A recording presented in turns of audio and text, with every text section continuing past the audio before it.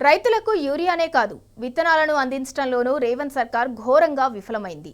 Seed కోసం నారాయణపేట జిల్లా దామరగిద్ద మండల కేంద్రంలో అన్నదాతలు ఆందోళన బాట పట్టారు. వేరుశెనగ విత్తనాల కోసం ప్రాథమిక సహకార సంఘం చుట్టూ రైతులు 5 రోజులుగా చక్కర్లు కొడుతున్నారు. టోకెన్లు ఇచ్చినా ఇప్పటిదాకా సీడ్ మాత్రం ఇవ్వలేదు. ఇదిగో అదిగో అంటూ అధికారులు కాలయాపన చేస్తున్నారు. దీంతో ఓపిక నశించిన అన్నదాతలు చివరకు రాస్తారోకో చేపట్టారు. మద్దూర్ నారాయణపేట రహదారిపై బైఠాయించి నిరసన వ్యక్తం చేశారు. విత్తనాలు అందించలేని ప్రభుత్వం ఉంటే ఎంత పోతే ఎంత అని రైతన్నలు మండిపడ్డారు. రేవంత్ సర్కార్ వెంటనే గద్దె దిగాలని డిమాండ్ చేశారు.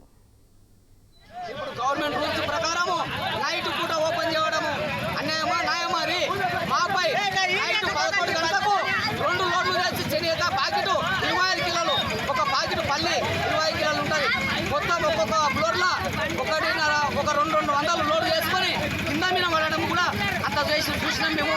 మా దగ్గర వీడియోలు ఉన్నాయి. సపోర్టు వాళ్ళు బ్లాక్ల